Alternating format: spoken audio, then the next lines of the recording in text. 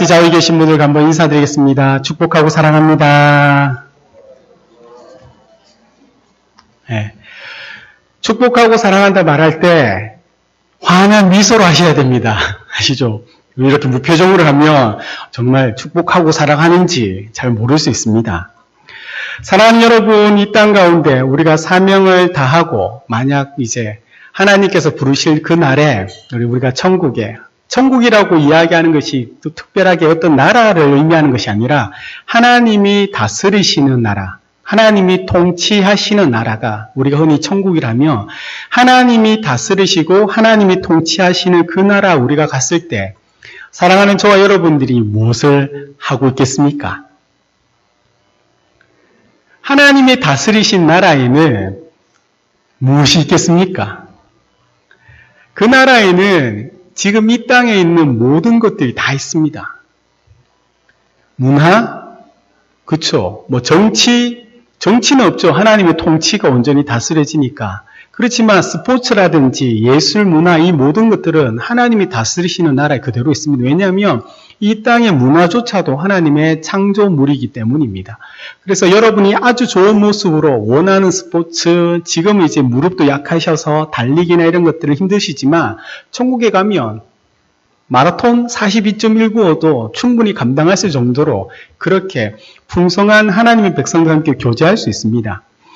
우리가 하나님 앞에 갈 때 그 하나님께서 우리에게 주신 것들 모든 것을 누리지만 그것은 이제 우리가 개인적으로 누리고 성도들이 함께 그 하나님이 다스리신 나라에서 교제를 나누지만 하나님께 우리가 하는 것은 무엇일까요?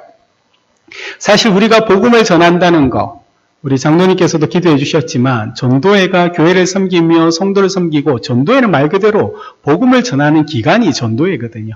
그리고 또 우리가 열방에 품고 선교사님을 위해서 늘 새벽마다 우리 주부에 있는 그 이름들을 이렇게 기억하면서 이렇게 기도하고 있지만 하나님 앞에 섰을 때 그 모든 것들은 우리에게서는 다 사라지고 사실 하나님 앞에서 남는 것 그 한 가지가 뭐냐 하면 바로 예배일 뿐입니다. 예배만이 우리가 하나님 나라에 갔을 때 하나님께 우리가 영원히 그분을 섬기고 즐거워하며 누리는 것, 그것이 사실 예배이거든요. 사실 이 땅에서 우리가 복음을 전하면서 또 새가족이 이곳에 교회에 등록한다 하는 것은 우리 공동체의 일원이 된다는데 공동체의 일원이 되어서 무엇을 하겠습니까? 분명히 공동체 일원에서 서로가 교제하는 거죠. 식탁의 교제도 나누고 또 하나님께서 지으신 이 아름다운 곳에 또 구경도 가면서 그 하나님의 창조물에 감탄도 하고 감탄하는데 하나님의 그 백성인 형제 자매들인 우리 성도들과 함께 있기 때문에 그곳에 더 아름다운 것이고요. 그 아름다운 것을 바라보면서 천국은 여기보다 더 아름다운 것을 기대하면서 우리 그 천국에 갈 때까지 우리의 믿음을 포기하지 말고 지키면서 나아가고자 교제하지만 실제적으로 새가족이 오면 가장 중요한 것은 예배에 함께 참석하며 예배 가운데 하나님을 만나는 것이 가장 중요한 일인 겁니다. 그 시간은요, 저와 여러분들이 이 땅 가운데 하나님께서 다시금 우리 주님께서 이 땅에 오시는 그날까지든지 아니면 하나님께서 저와 여러분들 부르실 그날까지든지 하나님이 정말 우리를 부르시는 그날까지 우리는 예배자로서 이 땅 가운데서 살아가며 동시에 영원토록 예배자로서 하나님 다스리시는 그 나라에서 우리는 살아갈 존재들입니다. 그래서 지금 우리에게는요, 성도들에게는 지금 우리가 모여서 드리는 이 예배만큼 사실 가장 중요한 것은 없습니다. 예배가 회복되어야 되고요. 여러분이 이 예배를 통하여 정말 진정한 하나님을 경험하고 또 하나님을 만나야지만 여러분이 이 땅 가운데서 그 삶들이 주님이 다스리시는 여러분의 삶과 가정과 그곳에 평안과 기쁨과 감사가 넘쳐지게 되더라는 겁니다. 그래서 이 땅에 이제 이 교회당을 가지고 있는 이 땅의 많은 교회가 아니죠. 모든 교회는요, 예배에 목숨을 거는 겁니다. 코로나19로 인하여 우리가 함께 한동안 모이지 못했지 않습니까? 예, 우리 사랑하는 성도님의 일평생 속에서 정말 일제 탄압 시간이 아니고 공산당의 그 탄압이 아닐 때 독재 정치에 중국에서 그 공산당의 탄압으로 예배가 교회가 모이지 못하는 것이 아닐 때 우리나라에서 이렇게 모이지 않고 예배를 드리지 않은 날이 있었습니까? 없었지 않습니까? 저도 이제 목회자로 부름받아서 지금 이제 한 16년 정도를 이렇게 사역을 하면서 있는데 늘 교회에 있었고요. 늘 예배 자리에 있었고 늘 기도하고 말씀을 보고 있었는데 코로나19로 인하여 어쩌면 제 일평생 중에 사실 목회자로서 이렇게 편한 날이 있을 수 있을까 할 정도로 사실 처음에는 이게 무슨 일이지라고 생각할 정도로 쉰다고 하긴 그렇지만 뭐라고 해야 됩니까? 그냥 마냥 한없이 좋은 시간들이 있었습니다. 그런데 이것이 짧고 끝이 있다는 그 생각으로 지금의 시간들이 하나님께서 어쩌면 우리에게 주시는 쉼의 시간이라고 생각했으나 그래 이것이 길게 길어지고 늘어날수록 이것은 아니구나라는 생각을 하게 되면 오히려 예전에 매번 모이고 예배 드릴 때마다 더 힘든 시간들이 사실 지금 사역자들이 겪고 있는 시간이거든요. 이 코로나19로 인하여 우리가 모이지 못했을 때는 온라인을 통하여 예배를 드렸는데 이 온라인으로도 예배를 드리고자 할 정도로 이 땅의 교회는요, 성도들은 그 예배를 굉장히 중요하게 생각하더라는 겁니다. 그래서 정부가 교회가 모이지 못하도록 막는 것들에 대하여 정말 세상은 이 교회가 가지고 있는 그 신비로움을 이해하지 못하기 때문에 이 예배는 이 성도들에게 생명과도 같은 것인데 세상은 그것을 절대 이해하지 못하더라는 겁니다. 공동체가 이 예배를 통하여 우리가 하나님을 만나는 것은 굉장히 신비롭고도 정말 아름다운 일이며 감격스러운 일입니다. 놀라운 일입니다. 하나님께서는 두세 사람으로 모인 곳에 함께 하시겠다는 그 말씀처럼 안식일을 지키라는 이 하나님의 명령의 말씀, 거룩한 주의 날, 부활절 우리 주님께서 부활하신 그 날을 기점으로 금요일 안식이 아니라 이 주의 날인 이 주일이라고 이야기하는 주의 날에 우리가 함께 모여서 예배를 드리는 이 복된 날을 바로 하나님께서는 가장 기뻐하시는 날로 우리에게 섬기라고 명령하셨던 겁니다. 이 예배를 통하여 가장 여러분이 집중해야 되고 여러분이 가장 중요하게 생각해야 되는 것이 무엇이냐면요. 찬양도 아니고 기도도 아니고 제가 드리는 말씀도 아닙니다. 여러분이 지금 이 자리에 와서 가장 중요하게 생각해야 하는 것이 뭐냐면 바로 살아계신 하나님을 약속의 말씀에 따라 이곳에 두세 사람으로 주의 이름을 모은 이곳에 하나님께서 반드시 임재하고 함께 하시겠다는 그 하나님을 여러분이 이 예배의 믿음의 공동체가 함께 드리는 이 장소, 이 시간에 모여있는 이곳에 여러분이 개인적으로 지금 이 예배라는 하나님의 그 예식과 섬김을 통하여 하나님을 만나고 계시는가? 그것이 사실 가장 중요한 겁니다. 특별히 우리 교회는 이 땅 가운데 교회의 역사가 117년이나 되는 그 믿음의 긴 역사가 있지 않습니까? 이 믿음의 역사가 있는 만큼 얼마나 오랜 시간 동안 하나님 앞에 우리 교회가 얼마나 많은 사람들이 하나님 앞에 예배를 드렸겠습니까? 사랑하는 여러분은 저보다 더 많은 시간, 더 오랫동안 하나님께 예배를 드렸고 지금 이렇게 우리가 함께 예배를 드리고 있습니다. 그런 여러분에게 평생의 예배자로서 살아오신 여러분들에게 사실 예배가 무엇이냐고 묻는다면 무엇이라고 말씀하시겠습니까? 아마 각자가 알고 있는 그런 것을 가지고 예배는 이것이라고 아마 말씀하실 겁니다. 그런데 그 여러분이 생각하는 그 예배가 지금 오늘 바울이 우리에게 가르쳐주고자 하는 그 예배와 맞는지 한번 잘 생각해 보시고 정말 지금 이 시대에 정말 예수 그리스도께서 이 땅에 오셔서 주의 이름으로 모인 우리 믿음의 공동체에게 또 주의 이름으로 우리가 하나님 앞에 당당하게 나갈 수 있는 그 길을 열어놓으신 그 은혜의 자리에 그 예배가 무엇인지 우리 오늘 이 로마서 12장 1절 2절 말씀을 통하여 2021년이 지나가기 몇 주 동안 한번 예배에 대하여 깊이 한번 나눠보았으면 좋겠다는 생각을 가지고 기도함으로 오늘 말씀을 준비했던 겁니다. 우리 로마서 12장 1절 말씀 우리 한번 다 함께 읽겠습니다. 그러므로 형제들아 내가 하나님의 모든 자비하심으로 너희를 권하노니 너희 몸을 하나님이 기뻐하시는 거룩한 산 제물로 드리라. 이는 너희가 드릴 영적 예배니라. 아멘. 바울은 오늘 이 로마서의 말씀을 통하여 먼저 우리가 드릴 예배는 무슨 예배라고 합니까? 영적 예배. 저와 여러분이 지금 드리고 있는 이 예배는 영적 예배라고 합니다. 그런데 영적 예배라고 흔히 이렇게 이야기하면 우리가 요한복음에서 신령과 진정으로 드리는 그 예배를 많이 생각할 수 있습니다. 특별히 영적이라고 이야기하면 굉장히 우리가 신비롭고 또 추상적이고 사실 우리에게 잘 다가오지 않는 것들이 있습니다. 그런데 이 영적으로 번역된 이 단어는요, 사실 우리가 영적으로 번역시켰지만 이 영적이라고 번역된 단어는 합당한이라고도 번역될 수 있는 단어입니다. 그래서 우리가 영적 예배라고도 이야기할 수 있지만 이 지금 우리가 드릴 예배는요, 지금 합당한 예배라고도 이야기할 수 있더라는 겁니다. 그렇다면 지금 우리가 하나님의 앞에 나와서 예수의 이름으로 모인 믿음의 공동체가 드려지는 이 합당한 예배는 무엇이냐는 거죠. 우리 다시 한번 로마서 12장 1절 말씀 한번 읽겠습니다. 그러므로 형제들아 내가 하나님의 모든 자비하심으로 너희를 권하노니 너희 몸을 하나님이 기뻐하시는 거룩한 산 제물로 드리라. 이는 너희가 드릴 영적 예배니라. 이는 너희가 드릴 합당한 예배니라. 그러면 이 합당한 예배를 바울은 뭐라고 이야기하냐면 그 앞에 이렇게 얘기합니다. 너희 몸을, 여러분의 개개인의 이 몸, 저의 몸을 하나님이 기뻐하시는 거룩한 산 제물로 드리는 것이 지금 합당한 예배라고 바울은 이야기한다는 겁니다. 이 거룩하다는 말은 하나님께서 거룩하시기 때문에 하나님의 백성들을 거룩으로 요청하시고 우리에게 거룩하라고 말씀하셨던 거, 그렇게 거룩한 하나님의 백성들이 드려지는 예배가 바로 산 제물이라고 이해하는데, 여기서 기록되어 있는 이 산이라고 얘기하는 것을 조금 더 쉽게 풀이하면요, 살아있는, 또 다른 의미는 뭐냐면요, 살아내는.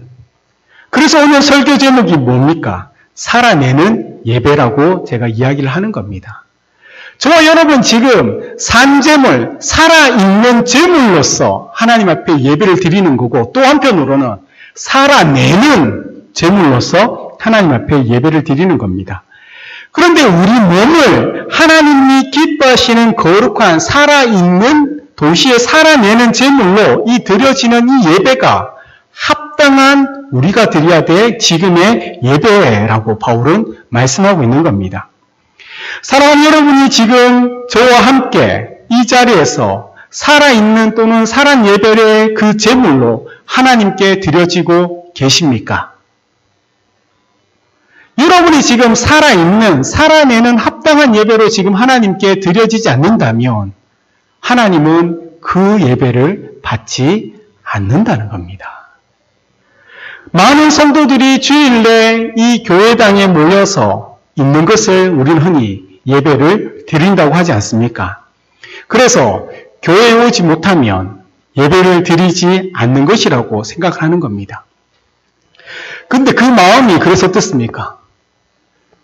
뭡니까? 예배 안 드리면 여러분 어떤 마음이 듭니까? 기쁜 마음이 듭니까? 죄스러운 마음이 듭니까? 네, 죄스러운 마음 다 들지 않습니까? 몸이 불편하고 이런저런 급박한 상황에 예배를 드리지 못할 상황이 있는데 우리는 이 주일에 교회나 수요일이나 공적 예배 자리에 오지 못하는 것에 대해서 굉장히 불편한 마음을 가지는데 사실 모이는 것 자체가 지금 바울이 예배라고 우리에게 이야기하지 않는다는 겁니다. 여러분과 제가 살아있는, 살아내는 제물로 하나님께 드려지는 것을 예배라고 이야기할 때 이 장소 이곳에 우리가 비록 오지 못하더라도 세상 속에 있는 그 자리, 이 땅 가운데 여러분이 살아가고 서 있는 그 자리에서 여러분이 살아있는, 살아내는 제물로 하나님께 나가면 그것이 곧 예배라고 바울은 이야기하지만 우리가 이 공적 예배, 주일날 함께 모여서 드려지는 이 예배가 유독 우리에게 특별한 경우는 두세 사람이 내 이름으로 모인 곳에 하나님께서 은혜를 베풀어 주신다고 말씀하셨고 이 주의 날을 거룩히 기억하여 지키라는 그 말씀에 순종함으로 동시에 우리의 일평생의 시간을 쪼개면 10년 단위로 쪼갤 수도 있고 그 10년을 또 쪼개면 1년 단위로 쪼갤 수 있고 1년을 12달로 나눌 수 있고 그 12달을 30일로 쪼갠다면 이 주의 날 어쩌면 7일의 첫 시작인 이 주의 날, 이 날을 우리가 기억하여 하나님 앞에 거룩히 드리지 못한다면 우리가 7일을, 한 달을, 1년을, 10년을, 우리의 평생을 하나님께 드려지는 삶을 살 수가 없기 때문에 이 주의 날이란 이 날을 우리는 기억하여 힘을 다하여 모이면서 하나님께 예배를 드림으로 하나님을 깊이 만나 그 하나님 앞에 위로를 얻고 세임을 얻고 능력을 얻어서 월화수목금토일의 그 세상 속에 나가서 치열하게 믿는 자로서 살아있는 자로서 살아내는 자로서 예배자로 세상에 살아가는 것이 바로 저와 여러분들의 삶의 모습이라는 겁니다. 로마서 12장 1절에서 말씀하시는 이 합당한 예배가 바로 살아있는, 살아내는 그 제물로서 우리가 이 하루에 이 시간만에 드려지는 그 시간이 아니라 치열하게 월화수목금토일 이 땅 가운데 하나님께서 여러분에게 세상 삶 속에서 보내신 그 허락하신 삶의 자리에서 여러분이 살아있는 제물로서 살아내는 믿음의 제물로서 살아가는 그 예배자들이 치열하게 살아가다가 때로는 믿음의 연약함으로 넘어지고 그 사탄의 방해로 상처받고 그 마음이 찢어지고 고통당하고 고난당하고 눈물 지을 때 하나님 도와주십시오라고 그 기도의 삶이 성도의 삶 속에 충만하고 그 하나님을 만나며 그렇게 세상 가운데 살아있던 성도들이 함께 모인 이 예배 자리에서 그 감격과 기쁨의 그 예배를 통하여 하나님을 깊이 경험한 나와 함께 드려지는 우리 성도의 그 삶과 그 생활을 바라보면서 나 또한 저렇게 믿음으로 살겠노라고 결단하며 또한 나가는 것이 오늘 이 시간 우리가 드리는 이 예배의 시간이라는 겁니다. 그런데 여기에서 바울은요, 저와 여러분에게 거룩한 산 제물이라고 이야기하는 것처럼 살아있는, 살아내는 제물이라고 얘기하는데 이 살아있는, 살아내는 제물이라면 그 제물은 또한 무엇이냐는 겁니다. 이 제물은 이제 구약 시대에 올라가면 이스라엘 백성들이 하나님 앞에 제물로 제사를 드릴 때 그들이 드린 제물은 사실 짐승이지 않습니까? 큰 것은 뭐 소, 양, 염소, 비둘기 이런 것들로 짐승을 가지고 그 성막이나 성전에서 하나님께 자신 대신 이 제물을 하나님께 드렸던 겁니다. 예수님께서 2000년 전에 이 땅에 오셨을 때도 유대인들은요, 이 짐승들을 예루살렘 성전으로 가지고 와서 제물로 하나님께 드렸습니다. 그러나 사랑하는 여러분, 오늘 이 예배 자리에 하나님 앞에 왔을 때 비둘기 들고 오신 분 계십니까? 양이나 염소 가지고 오신 분 계십니까? 소 끌고 오신 분 계십니까? 우리는 지금 짐승을 가져와서 하나님께 이렇게 드리지 않지 않습니까? 그러나 이 구약시대나 예수님 당시에 그 짐승을 제물로서 하나님께 드렸을 때 오늘 이 시간 우리들이 예배의 중간에 짐승 대신 드려지는 것이 무엇이겠습니까? 그것이 바로 헌금입니다. 살아있는 제물로서 여러분이 이 자리에 앉아있고 그 구약 백성들이 그 짐승에게 안수해서 자신 대신 죽여서 하나님께 향기로운 냄새를 올려드렸다면 우리는요, 내가 마음과 정성을 가지고 거룩하게 준비한 그 예물을 가지고 내가 이 자리에서 나 대신 그 예물을 통하여 하나님 앞에 드려지는 것이 여러분이 드리는 헌금입니다. 제가 예전에 초등학교 때 주일학교 지내면서 선생님이 제게 가르쳐 주신 것이 헌금을 드리라며 부모님한테 용돈을 받아서 헌금을 드리면 500원 줄 때도 있고 200원, 300원 줄 때도 있는데 그때 하나님 앞에 드려지는 그 헌금은 잘 구별해서 드리라 해서 제가 그 용돈을 받아서 용돈이 옛날에 좌판에 가면 동전 닦는 그 약 있지 않습니까?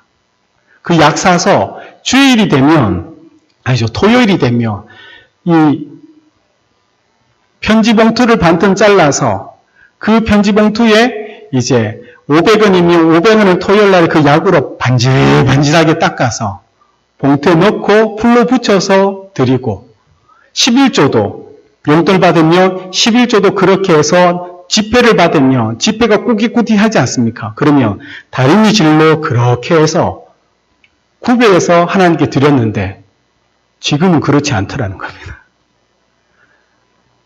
하나님 앞에 드려진다는 것, 그때는 왜 그렇게 해야 되는지도 모르지만 선생님이 그렇게 하라는 말씀에 그냥 그게 맞는 줄 알고 그렇게 했는데 머리가 굵어지고 커져가면서 성경을 조금 안다고 하면서 굳이 그렇게까지 해도 되겠냐, 안 해도 되지라는 생각으로 했지만 다시금 이 말씀들을 준비하면서 아니구나. 이 헌금이라는 것이 단순히 돈을 하나님께 드리는 것이 아니라 나 대신 하나님께 드려지는 것이 지금 여러분이 드려지는 그 헌금인 겁니다. 그것에 11조 헌금이 있죠. 감사 헌금이 있죠. 성경 헌금이 있죠. 목적 헌금도 있죠. 그걸 통칭할 헌금이지만 그 세부되는 헌금조차도 구약에서 이 성막을 통하여 이스라엘 백성들이 하나님의 기업인 제사장을 위하여 드려지는 그 헌금과 자원과 의무로 드려지는 그 헌금들을 통하여 그 백성들이 먹고 살아갈 수 있도록 하나님께서 최소한해 주셨던 겁니다. 그런데 놀라운 사실은요. 이 오늘 번역된 이 제물이라는 이 히브리어는요. 코르반이라고 이야기합니다. 한경 성경에는 우리가 지금 코르반이라고 얘기한 것이 구약에서부터 제물로 번역되었지만 사실 코르반이 가지고 있는 원 의미는요. 제물의 그 의미가 아니고 원래 의미는 가까이 가다는 의미입니다. 이스라엘 백성들이 이 짐승을 가지고 하나님 앞에 제물로서 드려지면 하나님은 그것을 예물로 받으시거든요. 코르반 예물. 그 향기로운 예물을 받으시면서 그 백성들이 하나님께 드려지는 마음이 뭐냐면요. 하나님 앞에 더 가까이 가고자 하는 그 마음이 제물로 드려진 것이고 오늘날 이 시대에 우리가 헌금을 드린다는 것은 산 제물로서 내 대신 이 헌금을 하나님 앞에 드려지면서 내가 조금 더 하나님 앞에 가까이 가고 싶은 마음, 하나님 앞에 조금 더 가까이 가서 친밀하게 하나님과 동행하고 싶은 마음의 표현이 저와 여러분이 드려지는 그 헌금이라는 겁니다. 하나님께 가까이 가기 위하여 자신을 대신하여 이 짐승으로 제물을 드리고 그 짐승을 하나님께서는 예물로 기뻐 받아주셨다며 지금 이 시대에 우리가 드려지는 그 제물은요, 바로 헌금인 거고, 이 헌금의 의미는요, 내가 하나님 앞에 조금 더 가까이 다가가고 싶어 하는, 하나님을 더 가까이 다가가서 더 가까운 곳에서 하나님을 만나고 싶어 하는 우리의 마음인 겁니다. 하나님이 이곳에 있지만, 거룩하신 분의 그 자리에 내가 거룩하지 않으면 그 거룩 앞에 내가 소멸할 수밖에 없지만 예수 그리스도의 그 보혈과 그 보혈로 모든 것을 용서함 받은 그 은혜의 말미암아 하나님 앞에 조금 더 가까이 다가가서 하나님과 친밀하게 교제하며 하나님 안에서 내가 은혜를 누리며 그 사랑에 내가 다시금 이 세상에 보냄받은 사명자로서 내가 살아가고자 결단하며 모여있는 이 시간이 우리가 드려지는 예배의 시간이라는 겁니다. 근데 구약에서는요, 그 하나님께 제물을 드리기 위해서는 반드시 조건되는 게 뭡니까? 짐승을 죽여야 합니다. 짐승을 누가 죽일까요? 내가 소나 양이나 비둘기 이렇게 가져오지만 비둘기는 너무 작아서 가난한 자들이 드리는 제물이라서 비둘기는요, 제사장이 직접 그 짐승을 잡지만 양과 소는 누가 잡는 줄 아십니까? 제사장이 잡지 않고요. 그 제물을 가지고 온 사람이 잡거든요. 여러분이 직접 그 양과 염소와 목에 칼로 목을 따서 나 대신 이 짐승을 통하여 하나님 앞에 드려지게 되는 것이 이 제물인데 바울은 오늘날 이 말씀을 통하여 우리에게 죽은 짐승이 아니라 살아있는, 살아내는 나 자신이 하나님 앞에 가까이 다가가는 그 삶이 이 시대에 우리가 드려져야 될 합당한 예배라고 이야기하고 있더라는 겁니다. 이 땅에 예수님께서 오시기 전에는요, 누구도 하나님 앞에 나아갈 수 있는 존재는 없었습니다.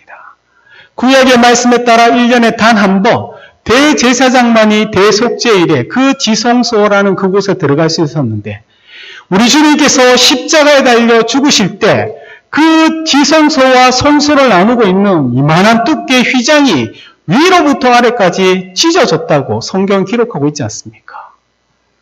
그 육체가 찢어지면 그 육체의 밑으로 무엇이 흘러내립니까? 피가 오르죠.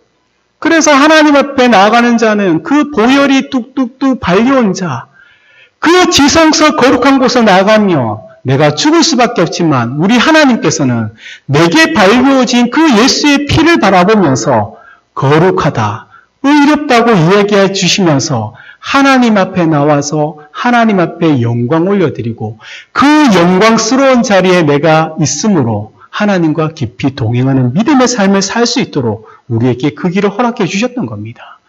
그래서 우리는 지금 사실 여러분과 제가 각자가 살아있는 재물, 살아내는 그 예물로서 우리가 하나님 앞에 나와서 지금 예배를 드린다는 것은 이 시간을 통하여 여러분이 그 찬송과 여러분이 드려지는 그 기도가 우리가 함께 나누는 이 말씀을 통하여 지금 내가 하나님을 만나며 하나님 앞에 나의 믿음으로 그 찬양과 그 기도의 고백을 드림으로 다시금 주님을 만난 그 깊은 감격과 그 은혜 가운데 이 땅의 세상을 향하여 우리가 또한 예배자로서 각자의 자리에서 그 입술로 하나님을 찬양하며 그 눈으로 십자가 달려 우리를 바라보시면서 용서해달라고 고백했던 그 주님의 눈빛과 그 입술로 세상을 향하여 중보하고 그들의 아픔을 어루만지며 살아가는 자들, 그것이 바로 저와 여러분들 예배자, 이 땅의 성도라는 것을 꼭 기억하시 바랍니다.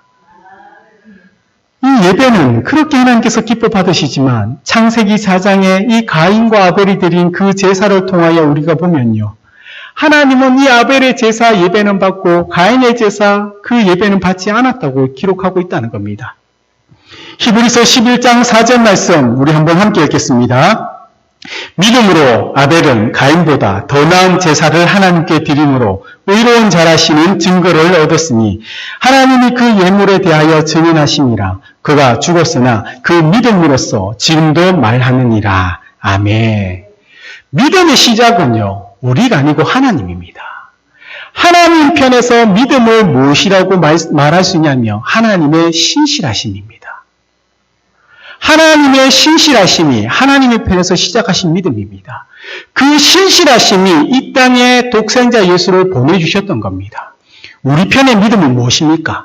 하나님께서 그 신실하신 믿음을 보여주심으로 우리는요, 그 믿음에 반응하는 것이 우리의 믿음인 겁니다.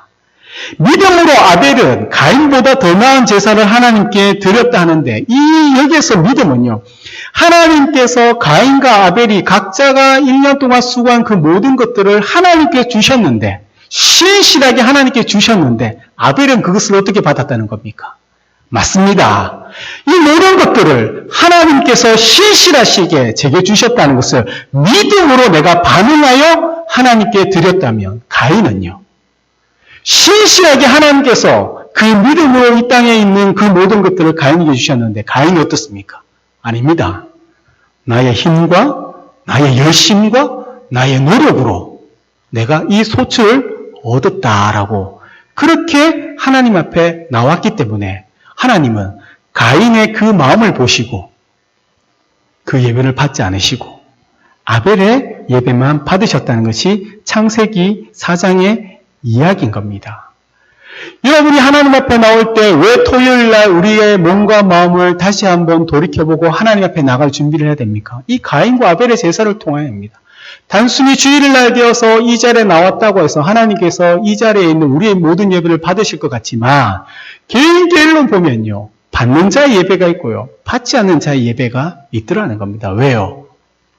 살아있는 자로서, 살아내는 자로서 치열하게 하나님의 말씀에 따라 매 시간, 매 장소, 매 순간을 살아가는 자들이 이 거룩한 날에 모여서 하나님 앞에 나온 자들, 하나님의 은혜가 아니고서는, 하나님의 도움이 아니고서는 절대로 내가 하루 한순간도 살아갈 수 없다고 고백하는 자들의 그 예배는 하나님께서 받으시지만 세상 속에서 하나님의 도우심 없이 나의 힘으로 내가 열심히 살고 노력해서 이 주일날 되어서 내가 하나님 앞에 나왔다고 생각하는 자들의 예배는 하나님은요, 받지 않는다는 겁니다.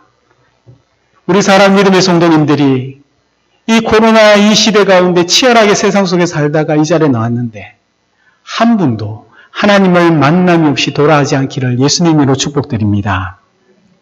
여러분의 그 치열한 시간들이 정말 이 자리에서 예수 믿는 우리들이 함께 모였을 때 드려지는 이 감격 있는 예배가 단순히 말로만 감격 있는 예배가 아니라 정말 하나님 앞에 나온 것만으로 여러분 감사하고 그 하나님이 내가 이 자리에 나올 수 있도록 우리 주 예수 그리스도를 이 땅에 보내주시면서 나를 살리시고 나 대신 죽으셨다는 그 놀라운 사랑과 은혜를 내가 다시 한번 기억하며 비록 내가 이 땅에서 가진 것 없고 건강도 잃고 아무것도 아닌 것 같지만 그럼에도 불구하고 하나님의 그 신실하신 은혜 가운데 내가 믿음으로 반응하며 그 하나님을 바라보면서 주어진 나의 작은 일에 정말 주어진 작은 나의 기업과 그 모든 것들에 내가 충성으로 나가는 자들에게 하나님께서는요 기뻐 받으시고 또 그 작은 일에 충성한 자에게 더 많은 것들을 하나님께서는 허락하신다는 것을 꼭 기억하시기 바랍니다. 사랑하는 여러분들이 정말 이 예배를 통하여 하나님을 다시 한번 깊이 만나는 시간 되기를 소망합니다. 이날 우리가 하나님을 만나지 않고 돌아간다면요. 월화 수목 금 토일 이 6일의 시간을 정말 또 내 힘으로 살아가다가 주일이 되어서 또 이 자리에 나왔는데 또 하나님의 은혜와 하나님을 깊이 경험하지 못하며 또 나머지 6일의 시간을 세상 속에서 내 힘과 내 능력으로 살아가다 보니까 얼마나 힘듭니까? 그 삶 속에 여러분 감사가 있습니까? 여러분 감격이 있으십니까? 여러분이 힘들게 하고 어렵게 하는 자들에게 손 내밀어주며 웃을 수 있고 섬길 수 있고 용서할 수 있습니까? 하나님을 만나지 않으면요. 우리는 절대 그렇게 할 수가 없더라는 겁니다. 사랑하는 우리 믿음의 성도님들이 이제 2021년이 얼마 남지 않은 이 시간들 가운데 다시 한번 예배를 통하여 깊이 내가 살아내는 그 삶으로 드려지는 참된 예배자 되기를 주의 이름으로 축복드립니다. 그래서 2022년도는요. 더 힘차게 저와 여러분들이 우리 교회가 정말 살아있는 믿음의 공동체로서 세상을 향하여 담대히 나가기를 예수님의 이름으로 축복드립니다.